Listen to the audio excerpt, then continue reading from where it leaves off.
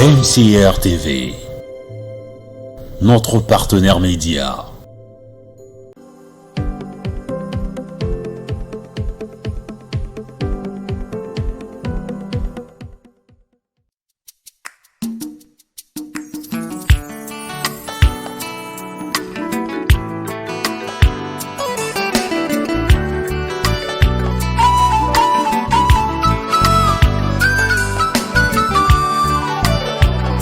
Ma Bible me dit que la parole est une épée. Quand elle pénètre, elle partage l'âme et l'esprit, attriste l'homme et produit la repentance. Et comme une épée, elle le fait.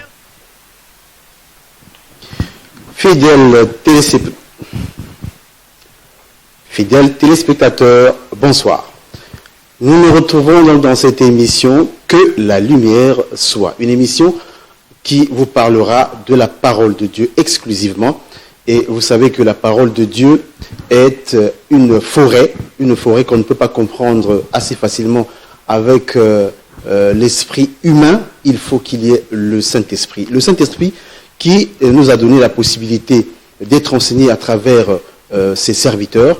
Nous avons ce soir déjà l'un d'entre eux, le docteur Clide Mundanga, que nous saluons en passant. Docteur, bonsoir. Bonsoir. Alors, disais-je, l'émission de ce soir, c'est que la lumière soit. Nous avons un souci, c'est de vous apporter beaucoup d'éclaircissements sur la parole de Dieu. Car nous savons tous que lorsque nous parcourons les Écritures, tout est presque fermé dans le langage de Dieu. Et nous saurons, à travers cette émission, le pourquoi des choses, le comment des choses, qui a fait ceci, qui a fait cela, pourquoi, où, quand. Alors toutes ces questions, nous les posons lorsque nous parcourons les Écritures et nous avons pensé qu'il fallait aider le peuple de Dieu à mieux appréhender, à mieux comprendre les Écritures. C'est pourquoi nous avons avec nous le docteur Clide Mundanga qui a cette tâche, en tout cas une noble tâche, pour nous aider dans cette émission. Donc, nous avons à notre droite notre bien-aimé Persia Makonga de l'église Le Rassemblement des Saints. Et votre frère Alain Victorien que je suis dans l'église Les Premiers-Nés qui se trouve à Vungu. Entre-temps, je préciserai que le Rassemblement des Saints est une assemblée qui est à la base Socoprise. Docteur, nous voulons donc commencer cette émission par un enseignement que vous allez nous apporter à travers cette émission, que les téléspectateurs sont impatients certainement de vous écouter. Cher docteur, c'est à vous. Bon, bien évidemment, comme venait de le souligner notre précieux frère Alain Zaou, que nous avons pour responsabilité d'expliquer au peuple de Dieu les précisions de la parole du Seigneur. Vous savez que David dit dans les psaumes 23, à partir du verset 4, il dit que quand je marche dans la vallée de l'ombre de la mort, je ne crains aucun mal. Il met 2 points. Et il ajoute en disant, ta houlette et ton bâton me rassurent. Alors l'émission voudrait expliquer pourquoi 2 points. Pourquoi il dit qu'il ne craint aucun mal quand il marche dans la vallée de l'ombre de la mort. Je pense qu'une vallée qui peut engendrer la mort devrait inquiéter, devrait stresser. Mais quand David marche dans la vallée de l'ombre de la mort, il ne craint aucun mal. Il explique le manque de la crainte en disant que ta houlette et ton bâton me rassurent. Donc quand David voit la houlette et le bâton, mais la houlette et le bâton de qui? De l'Éternel qui est son berger. Donc David est une brebis et l'Éternel est son berger. Alors quand David traverse l'ombre de la mort, l'Écriture m'enseigne que quand David voit le bâton et la houlette de l'Éternel qui est son berger, il ne craint aucun mal. Alors notre émission voudrait expliquer pourquoi le bâton, pourquoi la houlette. Mais c'est quoi le bâton? Et c'est quoi la houlette? Parce que quand David ne voit pas le bâton, moins encore la houlette, il n'est pas assuré. Cependant, quand il voit le bâton et la houlette, David est assuré. Et ce monde où nous sommes aussi est en train de traverser un moment où nous traversons la vallée de l'ombre de la mort. Avec la pandémie qui frappe le monde, la mortalité a vraiment haussé, ça et là. Quotidien. Ça et là, c'est des centaines, on compte les morts par centaines, d'autres d'autres cieux par milliers. Et dans tous les pays, aucun pays n'est presque épargné. Tous les pays sont en pleurs, les économies sont en chute libre, et l'équilibre de plusieurs États vraiment a été renversé à cause de la pandémie. Donc la pandémie est une forme de série qui nous conduit dans la vallée de l'ombre de la mort. Ce n'est pas la mort, mais c'est la vallée de l'ombre de la mort. Ce n'est non plus la vallée de la mort, mais la vallée de l'ombre de la mort, c'est-à-dire des épreuves extrêmes. Alors, à cet instant-là, comme nous traversons aussi une vallée de l'ombre de la mort avec la pandémie et plusieurs temps difficiles, crise économique par là et crise aussi par ceci, il nous faut alors marcher comme David. David veut dire bien-aimé. Voyez-vous? Donc tout bien-aimé qui m'écoute à l'instant doit se mettre dans la peau de David. Alors pour que le bien-aimé qui m'écoute soit rassuré dans une période aussi crise, aussi sombre et hostile, le bien-aimé doit se rassurer qu'il y a le bâton et la houlette de son berger avec lui. Amen. Et que la lumière soit, on mènera donc à ces bien-aimés qui nous suivent le bâton et la houlette du maître pour que leur cœur soit assuré, peu importe les intempéries. Je pense que les bien-aimés seront bénis parce que nous venons avec la houlette et le bâton du maître. Voilà ce que nous aurons la responsabilité de communiquer au peuple. Et comme le frère Alain l'a dit, je suis votre bien-aimé frère, docteur de ministère dans la grâce et conducteur de l'église Le Rassemblement des Saints, situé à la base Socoprise à Pointe-Noire pour ceux qui sont sur place et pour ceux qui sont loin, peut-être aujourd'hui Seigneur. Maintenant, nous voulons parler donc dans le même sens de la responsabilité que nous avons que d'éclairer donc le peuple du Seigneur sur des multiples questions qu'ils pourront se poser dans les Saintes Écritures, car nous croyons que la Bible est la forêt des prophètes. Et lorsque un prophète entre, il saura comment éclairer les Écritures. Gloire à Dieu que le ministère continue encore à travailler au jour où nous sommes afin d'éclairer le peuple. Et donc ce soir, nous avons un point qu'on va développer, ce sont les pertes profitables. Les pertes profitables. Des pertes profitables, oui. Voilà encore une expression curieuse, docteur, parce que nous savons tous que lorsqu'on a perdu un objet, un parent, c'est le regret, c'est le chagrin, mais vous dites qu'une perte qui, curieusement, est profitable. Alors, profitable, c'est que ça nous apporte un gain. Comment expliquer cela, docteur? Et bien évidemment, c'est tout ça les tournures des Écritures. Vous devez comprendre que il est vrai que le terme paraît paradoxal avant que l'on ait expliqué la chose. Mais une fois la chose est expliquée, ça devient un peu plus simple. Parce que le ministère, en fait, est là pour rendre facile ce qui semble être difficile.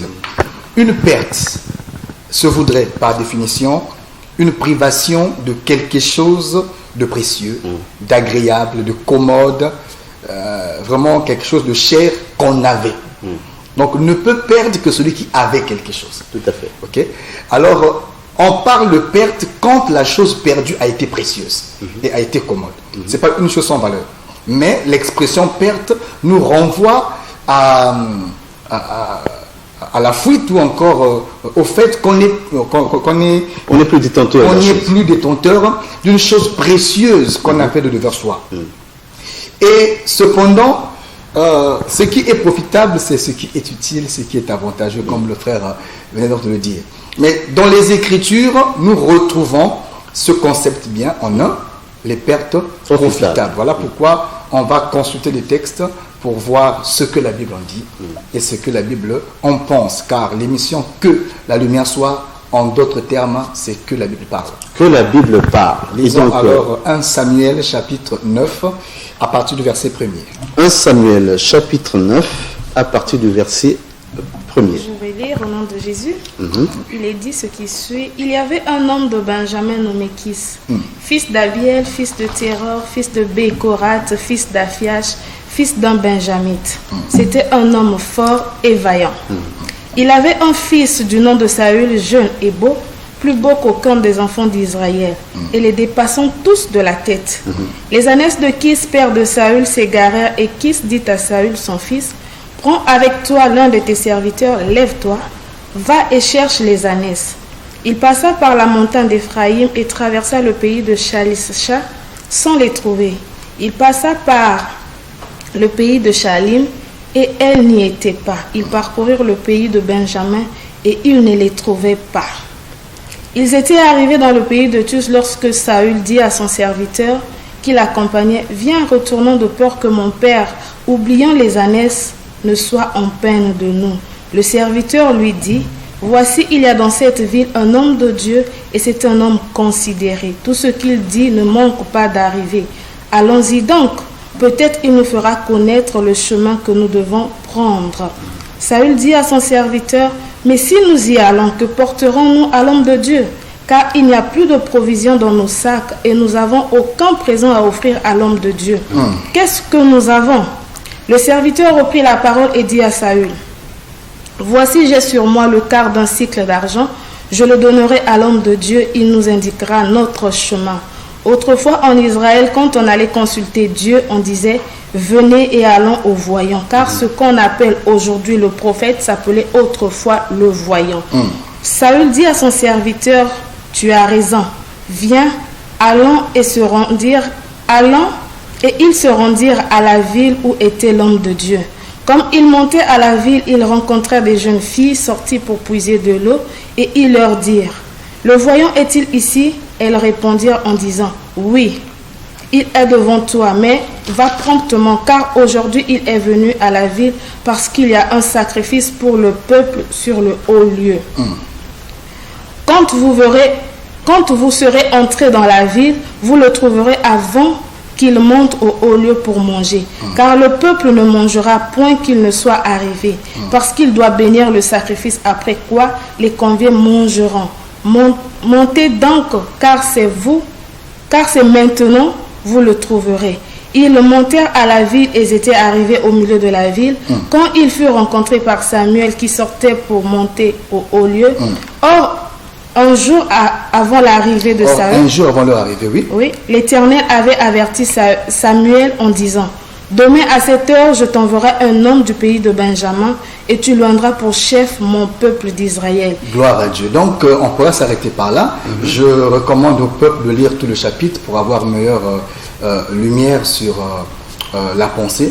Et vous allez remarquer à la fin que tout ce qui était en train de se passer, le Seigneur avait le contrôle de la situation. Car le Seigneur dit à Samuel, « Voici l'homme dont je t'ai parlé toute une nuit avant. » Donc avant même que le fait n'arrive, avant que la rencontre n'ait lieu, le Seigneur était déjà en train d'organiser tout ce qui se passait. L'Écriture dit quelque part qu'il envoya sa parole et sa parole guérit. C'est-à-dire quand Dieu envoie la parole, il voit un mal quelque part. Et il faudrait que la parole traite le mal. Il faudrait que la parole trouve le mal. Il faudrait que la parole affronte le mal. Il faudrait que la parole réussisse à toucher le mal. Sinon, la parole ne servira à rien. Voyez-vous, prêcher c'est bien, mais prêcher pour toucher le problème, pour toucher le cœur, pour toucher la situation du doigt est encore mieux. Car quand le Seigneur envoie sa parole, il envoie sa parole pour que la parole ne reste pas sans effet, mais pour que la parole guérisse. Il est écrit quelque part, il confirmait la prédication des apôtres par des miracles et par des prodiges. Donc quand le Seigneur parle, il ne parle pas pour plaire aux oreilles, mais il parle parce qu'il a vu quelque part un cœur affligé, une situation sans solution, alors la parole vient pour relever ce qui était à terre. Ici, lorsque nous voulons aborder ce sujet, chers téléspectateurs, en introduction, je disais que ce qui peut rassurer David, quand il marche dans la vallée de l'ombre de la mort, ce n'est autre que le bâton et la houlette. Mais l'Éternel est un esprit. C'est quoi alors le bâton de l'esprit? C'est quoi alors la houlette de l'Éternel? Parce que Dieu est invisible, mais son bâton est visible. Parce que David connaît le bâton, David connaît la houlette. Et je disais que dans un langage, dans le langage de la Bible, lorsque vous lisez dans le livre de la Genèse, chapitre 49, verset 10, l'Écriture là-bas nous parle du bâton de commandement, du bâton souverain. Donc je comprends par là que le bâton dans les Écritures parle du commandement. Voyez-vous, le commandement du berger s'exerce au travers du bâton. Ça le permet de frapper.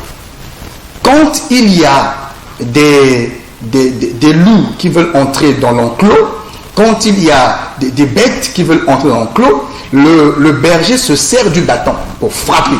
Donc le bâton est protecteur de la brebis et le bâton est aussi correcteur donc, de la brebis.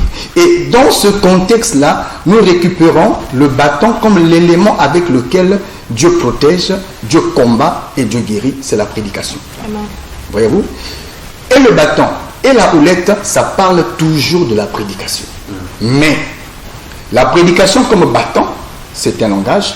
Et la prédication comme houlette, c'est aussi un langage. Parce que la houlette ramène en fait. Lorsque le cœur est parti, la houlette, le rôle de la houlette, c'est de ramener. Et le rôle du bâton, c'est de frapper. Et ce soir, nous marcherons avec le bâton. La houlette, parce que vous savez, lorsque le cœur est perdu, le prophète doit venir pour ramener le cœur de père vers les fils. Donc, ramener, c'est ça, restaurer l'autel, c'est ça le langage prophétique et de la révélation. Mais ce soir, nous parlerons dans le sens de l'exhortation pour fortifier quelqu'un, pour montrer le bâton à quelqu'un, pour apporter une solution à quelqu'un. Alors, le texte que nous venons de lire ici nous parle de la personne de Saül et de Kis, le père de Saül. Pour l'information de ceux qui nous suivent, Kis est le père de Saül, les deux sont fils de Benjamin, de la tribu de Benjamin, et Saül est le tout premier roi d'Israël. Donc en Israël, la royauté avec les hommes commence par Saül. Donc déjà pour la petite histoire, quand on parle de Saül, on parle ici du tout premier roi d'Israël, et après lui, on a connu David. Donc Saül, c'est le tout premier roi d'Israël. Maintenant, l'histoire nous dit que Saül était un jeune homme, beau, très beau, de taille, dépassant tout le monde de la tête, un jeune qui était à la maison, mignon, et restant à la maison avec son père. Alors, le père de Saül était un homme fort et vaillant. On ne nous dit pas que Saül était fort et vaillant au départ, non. Mais on nous dit plutôt que le père de Saül, Kis, était fort et il était vaillant. Alors, ce père qui était fort et vaillant, il avait des troupeaux. Et dans son troupeau, il y avait donc des ânesses. L'Écriture m'enseigne qu'il arriva un temps où, d'abord, avant que l'événement n'arrive, Israël avait besoin d'un roi. Parce que le peuple était en train de se lamenter, de se tourmenter. Il y avait crise de leadership. Alors, Israël cherchait un roi. La question était restée en suspens. Alors, le Seigneur crée donc une circonstance. Qu'est-ce qui se passe? C'est que Kis va perdre les ânesses. Quand il perd les ânesses, il n'envoie pas n'importe qui, mais il envoie son propre fils. Parce que nous croyons que dans une dimension, quand le père veut retrouver les ânesses perdues, il doit envoyer son propre fils. Et nous en parlerons en détail un jour. Alors, nous comprenons par là que quand Saül, qui était le fils, est allé donc à la recherche des ânesses du père, il va faire 3 jours, c'est très important. 3 jours de marche, partant de ville en ville, cherchant les ânesses qu'il ne trouvera pas. Alors, quand il arrive à un niveau où il n'a rien trouvé, il se dit après 3 jours, non, je veux rentrer. Parce que je crains que le père ne soit plus inquiet pour les ânesses perdues, qu'il commence alors à s'inquiéter de nous. Parce que... Docteur, je vous en prie. À ce moment-là, ce n'est pas le fils qui aura perdu les ânesses, c'est le père. Oui, mais ce qui appartient au père appartient au fils. Parce que quand le fils travaille pour le père, ce n'est pas pour un gain, mais c'est pour maximiser son héritage. Parce que en Israël, dans la loi, ce qui appartient au père appartient au fils. Le fils est le principal héritier. Donc le patrimoine était un patrimoine familial. Le fils partait parce que ce qui appartient au père lui appartient aussi. Alors l'Écriture m'enseigne que lorsqu'il est parti, 3 jours après, n'ayant rien trouvé, il est obligé de retourner de peur que le père soit inquiet de lui plutôt que des ânesses. Alors quand il se met à décider comme ça, le serviteur qui était avec lui lui dira non, on ne peut pas retourner comme ça. On a fait quand même 3 jours. Comment retourner sans une bonne nouvelle? Alors, il y a à côté ici un homme de Dieu. C'est un homme de Dieu en qui vraiment la parole de Dieu est certaine et vérité. Lorsqu'il parle, tout ce qu'il dit ne manque pas d'arriver. Allons donc voir le prophète. Voilà comment les deux vont s'accorder et vont aller voir le prophète. C'est quand ils viennent voir le prophète, quand le prophète les aperçoit. L'Écriture mentionne que le prophète, dès qu'il aperçoit, il ne connaît pas le jeune homme. Mais le Dieu qu'il sert lui parle en disant, tu vois le jeune qui arrive, c'est celui dont je t'ai parlé la nuit. Donc la nuit quand je parlais avec toi, c'était au sujet de ce jeune homme. Je comprends par là que la chose échappait à celui qui avait perdu, mais n'échappait pas à Dieu qui avait tout organisé. Alors, quand Dieu parle au prophète, le prophète comprend le message. Et dès que le jeune arrive, comme Dieu avait déjà parlé de lui au prophète, le prophète alors lui montre le chemin de la destinée. En réalité, il était inquiet de la perte qu'eux ils avaient connue ou subie. Il était inquiet et le père aussi était inquiet. Lorsque Saül quitte la maison, il se dit qu'il est en train de rechercher ces ânesses qui étaient donc le patrimoine de leur famille, qui constituait un peu leur bien, ce qu'ils avaient de précieux. Mais en partant, il ne savait pas que derrière sa perte, il y avait un programme que Dieu aussi était en train de poursuivre.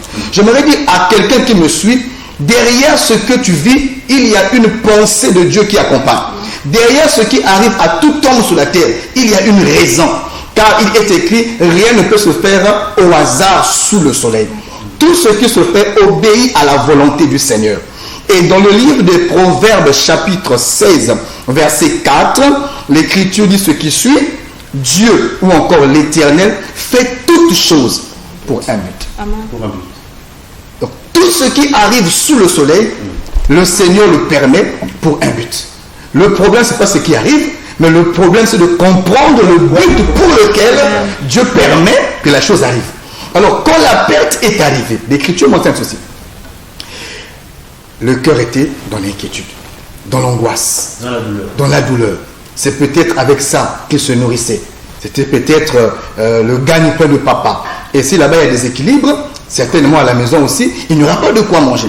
Alors, 3 jours après, parce qu'il doit marcher 3 jours seulement.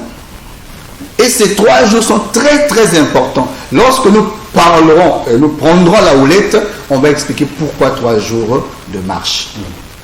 Alors, quand il rencontre le prophète lui dit, ainsi parle le Seigneur. Tu n'es pas le problème de Dieu, ce ne sont pas les ânesses. Car les ânesses ne sont rien devant Dieu. Dieu ne peut pas te déplacer pour les ânesses. Il y a un autre programme qui est derrière les ânesses perdues. Et c'est le jour-là même que Saül viendra découvrir le conseil et le programme de Dieu pour sa vie. Il arrive que certaines pertes que nous connaissons soient des véhicules qui nous conduisent vers le chemin de notre destinée. Amen. Amen. Lorsque le Seigneur veut conduire un homme sur le chemin de sa destinée, il emprunte certains mécanismes. Il est le maître des circonstances et de temps. Ça veut dire, quand il veut emmener quelqu'un quelque part, il se sert de la circonstance ou des circonstances et de temps. Ce que tu appelles problème, perte, ne peut être qu'une circonstance entre les mains du Seigneur. Amen. Et c'est le jour-là que Saül va découvrir que Dieu avait un programme pour lui. Et c'est le jour-là qu'il prendra connaissance du programme de Dieu pour lui. Et quel était le programme de Dieu pour lui? Dieu le voulait pour roi. Et c'est là où il découvre que viens manger avec moi. Et le roi lui donne quoi? Le roi lui fait manger l'épaule. Oui. Or que dans les Écritures, quand on mange l'épaule nous parle de la responsabilité. Amen. Voilà pourquoi il est écrit, la domination reposera sur son épaule. Or, la domination, c'est ça, l'autorité, c'est ça, le règne. Donc, voilà pourquoi aux sacrificateurs qui devaient porter la charge, on donnait l'épaule. Car de façon naturelle, c'est sur l'épaule qu'on porte la charge. Voyez-vous? Donc, on le fait manger l'épaule comme pour lui dire, nous te confions la responsabilité du royaume d'Israël. Après avoir mangé l'épaule, on le oint. C'est vrai avec une fiole. On parlera un jour pourquoi Saül est oint avec une fiole alors que David sera oint avec une corne. Le mouvement de la fiole vers la corne. On en parlera un jour. Ça, c'est quand on touchera la houlette. Mais pour l'heure, on parle du bâton. Donc, vous comprenez ici avec moi que il est oint roi d'Israël ce jour-là même. Donc, pendant qu'ils se disaient qu'ils ont perdu, le Seigneur aussi avait un programme derrière cette perte-là. Alors, pour celui qui avait perdu les années et qui vient retrouver ou encore qui vient gagner la royauté, je pense, à mon humble avis, que cette perte-là a été profitable. J'aimerais dire à quelqu'un qui me suit, tout comme on s'est servi de l'histoire de Saül pour tirer instruction, j'aimerais dire à celui qui me suit que peu importe ce que tu as perdu, il y en a qui nous suivent ce soir même, à l'instant même, je ne sais pas l'heure à laquelle vous nous suivez parce qu'il y aura une rediffusion. Peu importe ce que tu as perdu. Il y en a qui ont perdu le travail. Il y en a qui ont perdu une position, un poste, une fonction. Voyez-vous? Il y en a qui ont perdu, surtout avec la pandémie qui a secoué plusieurs états de confinement en reconfinement. Il y a plusieurs sociétés qui se sont vues à terre, qui ont fermé les portes. Il y a plusieurs travailleurs qui se retrouvent en chômage, qui ont perdu leur travail, leur gagne-pain. Comme Saül aussi avait perdu quelque chose. Il y en a qui ont perdu leur fiancé, leur fiançailles. Voyez-vous? Il y en a qui ont perdu des parents proches. Et le cœur est en train de saigner pendant que je parle. Le cœur est dans l'amertume. Parce que lorsqu'on parle de perte, la perte c'est la privation de quelque chose de précieux. Il y en a qui ont perdu des maisons. Il y en a qui ont perdu des contrats très importants.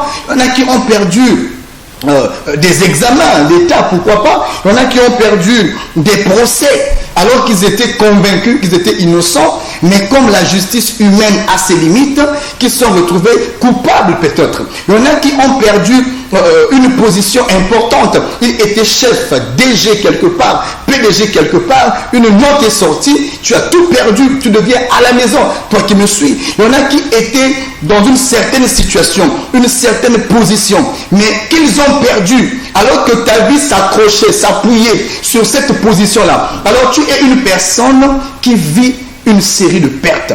Mais que faire lorsque tu as perdu quelque chose? Saül aussi avait cherché, mais n'avait rien eu. Quand il s'est fatigué, il a voulu repartir. Heureusement que son serviteur était là pour lui rappeler, non, on ne peut pas repartir comme ça. Si nous, on n'a pas pu, le prophète pourra. Amen. Allons voir le prophète. Amen. Car je crois, et quand je parle du prophète ici, je ne parle pas de moi qui vous parle, je ne parle pas de qui que ce soit, mais je parle du véritable prophète. Amen. Parce qu'on dit que tout ce qu'il dit ne manque pas d'arriver. Cette attribution est difficile à accorder à un homme. Je l'accorde et je l'approprie au Seigneur Jésus-Christ. Jésus-Christ est celui qui dit un mot et la chose s'accomplit. Il est celui qui dit et tout ce qu'il dit s'accomplit. Les prophéties d'un homme peuvent échouer, mais les prophéties de Jésus n'échouent jamais. Amen. La parole de Jésus n'échoue jamais. Amen. Et donc je comprends par là que le véritable Samuel au temps où nous sommes, faiseur de roi, c'est notre Seigneur Jésus-Christ. Amen. Et peu importe, tu as cherché seul, tu as lutté seul, tu n'as pas pu, tu es dans le chagrin, dans l'inquiétude, parce que tu as vraiment tenté, tu as vraiment essayé, mais la chose a été tellement précieuse. Pendant que je parle, il y en a qui sont sur le point de se suicider, parce qu'ils ne savent pas supporter, ils n'arrivent pas à accepter le fait d'avoir perdu ce sur quoi elle comptait. Il y en a à quelques mois du mariage, le fiancé est rompu, le fiancé est mort. Tu te demandes comment je vais vivre sans cet homme en qui je comptais. Peut-être qu'il n'y a pas papa, il n'y a pas maman pour prendre soin de toi. L'homme devenait tout pour toi. Mais voilà qu'il vient encore de mourir. Alors, il y en a même qui veulent se donner la mort.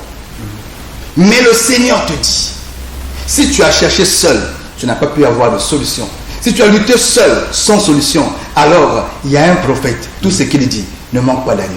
Est-ce que toi et moi, on ne peut pas aller voir ce prophète-là? Pour que ce prophète-là, pour qu'on consulte ce prophète-là, qu'on consulte Dieu au travers de ce prophète, pour que nous puissions comprendre la pensée du Seigneur.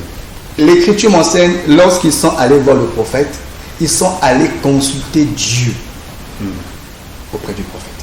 Ça veut dire, ils ont essayé seuls, ils n'ont pas pu, alors ils ont compris qu'il fallait recourir à Dieu. Amen. Et quand je parle de Dieu ici, je ne parle pas d'un Dieu congolais. Au Congo, il n'y a pas un Dieu qui est congolais. Je parle d'un Dieu, le véritable Dieu. Amen. Le Dieu d'Abraham, d'Isaac et de Jacob. Amen. Je parle du Seigneur Jésus-Christ que nous servons. Amen. Voyez-vous? Parce qu'il ne faut pas mettre l'amalgame là-bas. Non, il y a un seul Dieu.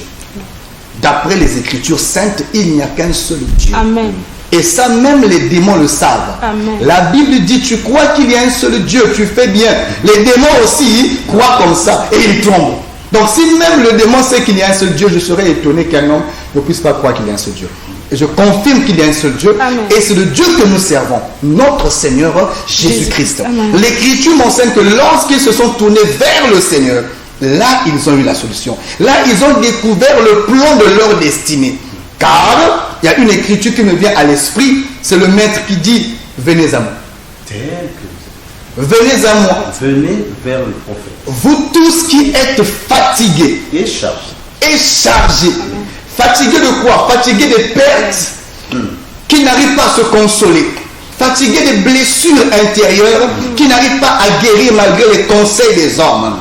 Fatigués des stress, des traumatismes qui deviennent chroniques parce que le cœur n'a pas la paix.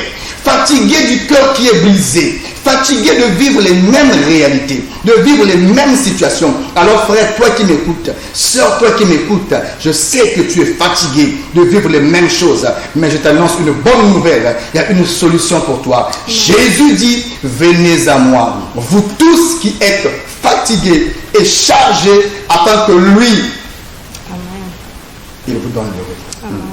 Alors le repos ici, c'était découvrir le plan de sa destinée. Ce qui sous-entend, docteur, je ne vous coupe pas, c'est que dans la vie de tout homme sur la terre, il y a un plan du Seigneur. Il est écrit, le Seigneur, je connais les projets que j'ai formés sur vous, dit l'Éternel. Tout homme qui vit, naturellement, a des projets pour sa vie. Mais qu'il n'ignore pas qu'au-dessus de ces projets, il y a un Dieu aussi qui a des projets pour lui. Qu'il n'ignore pas au-dessus des projets que papa a pour son enfant, pour l'examen peut-être qu'il a manqué. Dieu aussi a un projet qui est au-dessus du projet de papa, de maman et de soi-même. Mais ce qui est vrai, peu importe le projet qu'un homme peut avoir pour lui-même, la volonté de Dieu s'accomplira toujours. Et donc, il est mieux de rejoindre la pensée du Seigneur.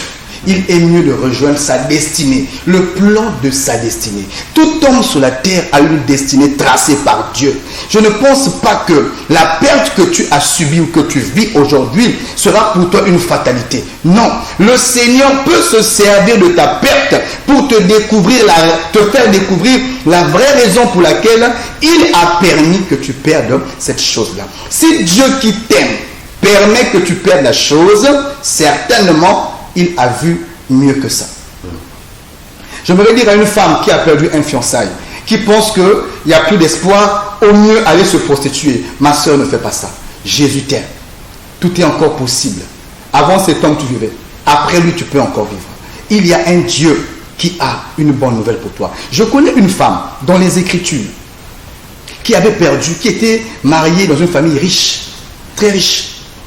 Et elle avait perdu son mari. Et quand elle a perdu son mari, elle avait tellement aimé le mari. Et la maman, la belle-mère a dit, bon, écoute, mon fils est mort, je n'ai plus rien ici pour toi, donc je te libère, tu peux partir. La femme a dit non, j'ai tout perdu, mais j'aimerais au moins rester avec toi. Ton Dieu sera mon Dieu. Le problème, c'est ça, c'est le problème de Dieu. Elle dit, ton Dieu sera mon Dieu. Je parle de Ruth et je parle de Naomi. Mais, quelque temps après, elle a commencé, elle allait partir, elle allait repartir vers ses parents, comme Saül voulait repartir vers son père, mais elle était retenue par la belle-mère. Et alors, elle a suivi le Dieu de la belle-mère. Lorsqu'ils sont partis avec Naomi dans le pays, ou encore la ville de Bethléem, l'Écriture m'enseigne, elle a rencontré un homme qu'on appelait Boaz. Et ce Boaz-là est le grand-père de David, le grand-père de Jésus, quant à la chair. Voyez-vous? Et cette femme qui était sans valeur, qui était née d'une famille issue d'inceste, une famille vouée à la malédiction, mais à cause de ce qu'elle avait suivi, le Dieu de Naomi, le Dieu des prophètes, l'Écriture m'enseigne que cette femme-là, derrière la perte, il y avait un grand profit. Ce qu'elle a eu après, elle a rencontré Boaz. Boaz n'avait rien de comparable avec le premier. J'aimerais dire à quelqu'un, toi qui es en train de pleurer, il y a un Boaz pour toi. Il y a aussi certains couples qui ont eu des enfants, peut-être 3, 4, 5, mais qui vers la se retournent séparés. Ça fait mal. On peut parler également de la volonté du Seigneur dans ce cas. Je pense que si on rentre là-bas, on va... je garde ça pour la houlette. Parce que là-bas, il y a beaucoup de précisions à donner. Il faut expliquer les détails sur le mariage. Parce qu'aujourd'hui, nous sommes devant des réalités qui font peur et qui attristent. Les hommes ont choisi d'aller très loin des Écritures. Donc je pense que c'est une question importante, mais qu'il faut traiter avec la houlette. Or, ce soir, j'ai le bâton avec moi. Dieu le permettra. Donc nous gardons la question en suspens, que je marche avec le bâton. D'accord. Parce que le bâton du maître, c'est ça l'exhortation, c'est ça la doctrine, c'est ça la prédication, c'est le commandement. Parce que quand il y a le bâton, on peut lever le bâton pour que la mer se sépare. Parce que ne peut séparer la mer rouge que celui qui a le bâton. C'est important. Ne peut vaincre Pharaon que celui qui a le bâton. Et quand les grenouilles viennent envahir la maison, ne peut détruire les grenouilles que celui qui a le bâton. Donc le bâton est important. Tu n'as pas le bâton, mais tu ne peux pas traverser la mer rouge. Il faut avoir le bâton. Voilà pourquoi il faudrait que j'insiste sur le bâton. Donc que celui qui me suive retienne une seule chose. Je ne sais pas ce que tu as perdu. Mais peu importe ce que tu as perdu. C'est peut-être un travail, peut-être une situation, peut-être une position. Toi qui étais habitué à ce qu'on t'appelle chef, mais tu te vois rétrogradé, tu te vois diminuer. Peut-être diminuer à cause d'un complot. Mais Dieu peut se servir d'un complot pour accomplir sa volonté.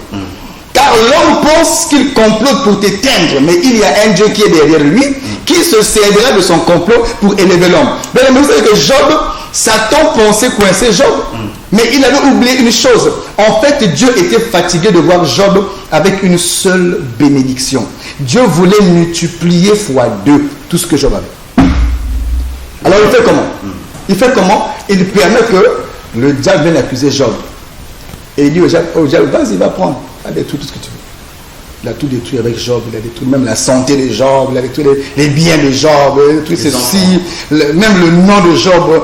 Mais Job a seulement gardé une chose, l'intégrité. J'aimerais dire à celui qui me suit, perds tout et garde l'intégrité. Et il y a une nuance entre la réputation et l'intégrité. Une réputation peut être fabriquée, mais l'intégrité dépend de celui qui est en haut. Amen. Il avait gardé l'intégrité. Et l'Écriture m'enseigne que quand le temps de Dieu était arrivé, le Seigneur a montré à Job la raison pour laquelle la perte était arrivée. Or, derrière la perte de Job, il y avait un profit. C'est tout que le profit. Dieu a commencé à multiplier fois 2. L'Écriture m'enseigne que tout ce que Job avait, Dieu l'avait multiplié. Oh, je déclare dans ta vie que le Seigneur multiplie ce que tu as perdu hier, ce que tu as perdu aujourd'hui. Parce qu'il y a un Dieu qui t'aime. Et il ne peut pas permettre que tu perdes quelque chose juste pour perdre. Non. Tu as perdu un poste. Dieu sait pourquoi tu l'as perdu. Mais il sait ce qu'il y a derrière le poste. Ne perds pas espoir. Ne recule pas. Ne regresse pas. Ne va pas vers les charlatans, les diseurs de bonne aventure.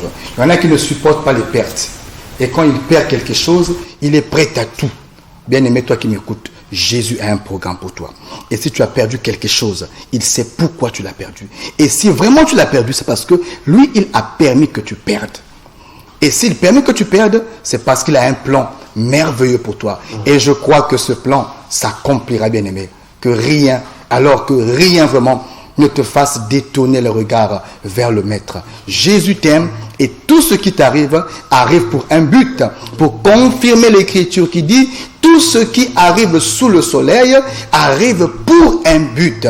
Jésus t'aime et je puis te rassurer, bien-aimé, que la perte que tu vis aujourd'hui, ce qui te fait pleurer, peut devenir un sujet de joie. Ce qui te fait pleurer peut devenir un sujet d'allégresse. Ce qui te fait pleurer peut changer. Ce qui te fait pleurer aujourd'hui, le Seigneur peut se servir de la même chose pour que tu retrouves le chemin de ta destinée. Ne tâtonne pas seul. On a lu ici que Saül a tâtonné. Il a cherché seul avec ses efforts. On nous dit que Saül était jeune, il dépassait tout le monde de la tête. Toi aussi, peut-être que tu dépasses tout le monde par rapport à ta position, par rapport à tes relations. Mais tu as toqué à gauche, tu as toqué à droite, tu n'arrives pas. Peut-être que tu es aussi jeune, c'est-à-dire tu as la vigueur. Mais malgré ta vigueur, malgré ta beauté, malgré tes avantages, tu te rends compte que tu as essayé, tu n'arrives pas. Je t'invite à consulter Dieu. Je t'invite à venir vers le Seigneur. Et je t'assure que Jésus a une solution pour toi. Je t'assure que Jésus peut faire que ta perte, en fait, devienne profitable. Pour que, pasteur, pour qu'une perte soit profitable, nous disons aux téléspectateurs que c'est le pasteur de l'église Le Rassemblement des Saints, situé à la base Socoprise. Pour ceux qui veulent bien le contacter, les numéros sont au bas de vos écrans. Vous pouvez donc lire pour contacter le docteur Clyde Mundanga afin de prendre peut-être rendez-vous avec lui, car il est disponible pour vous rencontrer. Docteur, nous allons continuer dans cette même lancée. Il y a aussi ma page Facebook sur laquelle les internautes pourront donc, parce que l'émission passe aussi en direct sur Facebook. Donc les internautes pourront donc, outre la page de la chaîne d'ailleurs qui est très visitée, vous pourrez aussi me contacter directement sur ma page Facebook. Vous cliquez juste Clyde Mundang, c'est Clyde Mundang, et vous aurez par là toutes les informations sur ma personne. Et nous avons une page aussi de l'église, c'est la page du Rassemblement des Saints. Donc c'est ERAS, le Rassemblement des Saints. Vous avez là tous nos programmes de l'église et même mon programme personnel. Donc voilà un peu, frère Alain, ce qui était nécessaire pour le peuple de Dieu de comprendre. C'est que peu importe ce que tu peux traverser aujourd'hui, peu importe ce que tu vis aujourd'hui, là n'est pas le problème.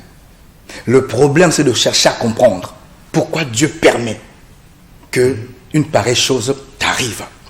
Tu es peut-être en train de t'interroger aussi. Mais qu'est-ce que j'ai fait? Il y a des mots où la personne se reconnaît. Il sait que c'est parce que j'ai fait le mal que telle situation m'arrive. Mais il arrive aussi que quand la personne essaie de se mirer, essaie de réfléchir, elle ne trouve pas une raison pour laquelle un pareil malheur lui arrive. Et ça attriste, ça brise le cœur. Maintenant, qui m'écoute à l'instant, qui ont le cœur brisé, qui se disent, mais qu'avons-nous fait?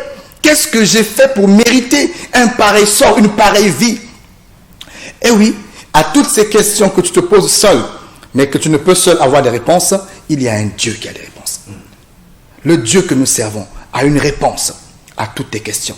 Le Dieu d'Abraham, d'Isaac, de Jacob, le Dieu des prophètes, le Dieu que je te prêche ce soir a une solution pour ton problème.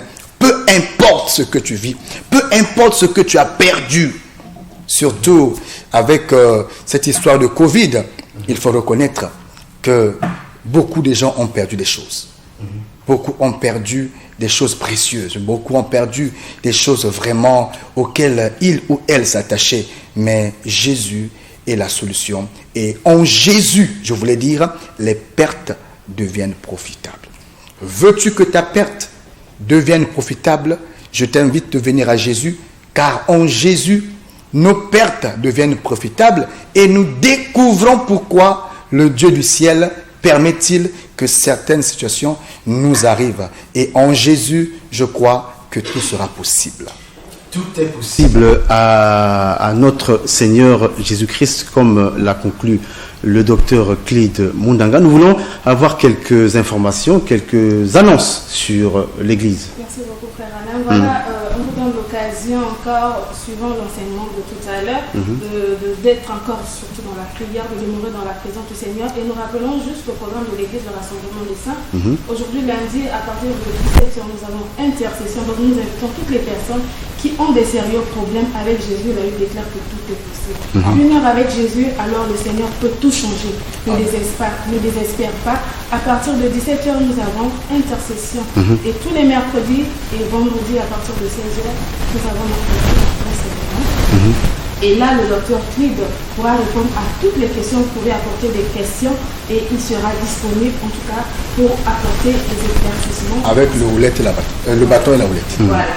Et le dimanche, nous avons 3 cultes. Le premier culte débute à partir de 7h30 et prend fin à partir de 9h15. Le deuxième culte de 9h30 à 11h15. Et le dernier culte, c'est de 11h30 à 13h30. Alors, enfant de Dieu, ne reste pas à la maison, ne reste pas seul. En tout cas, tu as longtemps pleuré, tu es longtemps resté dans cette situation qui t'a dérangé, qui t'a vraiment accablé. Il est temps pour toi de te lever dans la prière. Et je rappelle que l'église de Rassemblement des Saints est située à la base de Socoprise, juste après le rond-point Ilama, vous prolongez sur l'avenue Socoprise qui mène à la brasserie. La première rielle est juste à votre droite et la deuxième parcelle à gauche. C'est là que se situe l'église de Rassemblement des Saints. Merci beaucoup, merci docteur pour ces éclaircissements, pour cette grande exhortation, pour mon frère, pour ma soeur. Vous qui avez pris part à cette émission, c'est bien, mais vous savez que la rediffusion est prévue également pour tous les vendredis à partir de 22h45 sur MCR TV. Et tous les mardis, vous avez cette émission. Que la lumière soit. Vous avez compris qu'il y a beaucoup à découvrir à travers les enseignements du docteur Clid Mundanga, car il a un souci, c'est d'éclairer le peuple de Dieu, d'apporter des précisions, d'apporter des grands éclaircissements sur la parole de Dieu, qui est, comme il a dit, une grande forêt. Docteur, un dernier mot pour vous? Un dernier mot, c'est que Jésus t'aime, toi qui me suis. Peu importe ce que tu traverses, en Jésus, ta perte peut devenir profitable. Et continuez à nous suivre. Je pense que le Seigneur ne manquera pas de vous bénir. Restez attachés à cette chaîne qui ne cesse de nous proposer des meilleurs programmes. Que le Dieu que nous servons bénisse le Congo, notre beau pays, qu'il bénisse toutes les autorités et qu'il bénisse surtout cette chaîne de la direction jusqu'au plus bas service, que vraiment la grâce de Dieu abonde et fasse propulser davantage cette chaîne de MCR TV. Que Dieu vous bénisse. Que Dieu bénisse les téléspectateurs, vous qui étiez présents, et que ceux qui ont des oreilles entendent ce que l'Esprit dit à l'Église corps de Christ, que ceux qui entendent comprennent et pratiquent la parole de Dieu. À bon entendeur, shalom.